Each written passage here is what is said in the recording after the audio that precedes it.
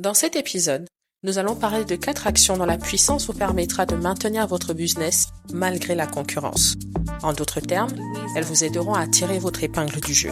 Mais avant qu'on commence, pensez à vous abonner à la chaîne et à activer la cloche pour ne rien manquer. Si cet épisode vous inspire, laissez un like et partagez-le.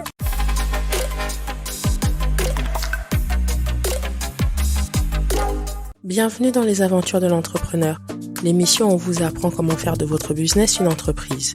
Je suis Carla Padou, entrepreneur en série depuis plus de 10 ans, formateur et leader agile. Cet épisode traite des 4 actions à mettre en place pour prendre avantage de la concurrence. Si vous voulez connaître les différentes catégories de concurrents et découvrir ce que vous pouvez apprendre de chacune d'elles, je vous invite à aller regarder l'épisode précédent intitulé « Comment tirer parti de sa concurrence ?»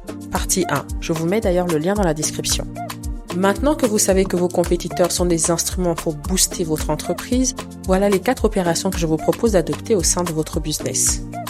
Premièrement, mettez en place une veille stratégique. Surveillez les offres, le parcours client et les innovations de vos concurrents. Avec Internet et quelques outils comme MetaBusiness, Google Alert, etc., c'est de plus en plus facile à faire.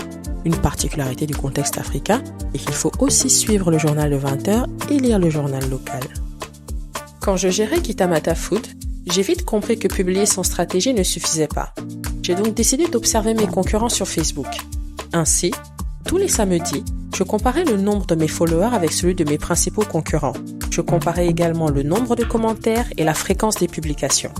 Cela m'aura permis d'augmenter la qualité des photos que je publiais, de trouver les bons verbatims et de trouver le temps de rotation d'une publication. Grâce à cette stratégie, j'ai atteint un pic de 100 commandes par jour. 2. Analysez leurs forces et leurs faiblesses. Chaque concurrent a des points forts, certes, mais aussi des faiblesses.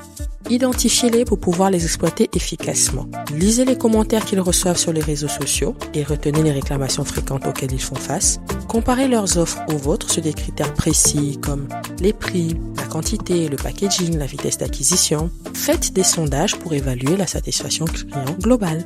3. Inspirez-vous pour innover. S'inspirer, ce n'est pas copier, c'est améliorer un existant. Posez-vous donc ces 2 questions. Quelles innovations de mes concurrents ont du succès pour que je puisse les adapter à ma vision et y ajouter une valeur unique? Ensuite, quels services ou produits complémentaires pourraient séduire mes clients? Par exemple, si un concurrent attire une clientèle jeune, vous pouvez proposer un service complémentaire comme des tickets de concert ou des accès à des formations pas chères. 4. Collaborer stratégiquement. Je sais que cela peut paraître contre-intuitif, mais collaborer avec un concurrent peut être bénéfique. Pour par exemple, partager les coûts pour un événement commun, comme un salon ou une campagne publicitaire, créer une offre combinée où chacun reste dans sa spécialité mais propose un avantage commun, travailler ensemble pour influer le marché ou négocier de meilleures conditions auprès des parties prenantes. Par exemple, si vous vendez des chocolats et que votre concurrent vend des bonbons, proposez une offre bonbons et chocolat en offre illimitée pour célébrer la Pâques par exemple. Vous gagnerez tous les 2 en visibilité et augmenterez automatiquement vos bases de prospection. Je sais, la collaboration stratégique n'est pas très courante ici-bas, et je suis d'accord avec vous, elle nécessite mûre réflexion. Je vous encourage néanmoins à prendre le temps d'envisager cette option, parce que quand on y réfléchit bien, un salon de la gastronomie attirera toujours beaucoup plus de monde qu'une exposition individuelle de ses produits. Pour terminer, je vous propose de reprendre la liste de vos compétiteurs et de comparer les actions que vous aviez initialement prévu de faire avec celles que je vous propose ici. C'est votre défi de la semaine.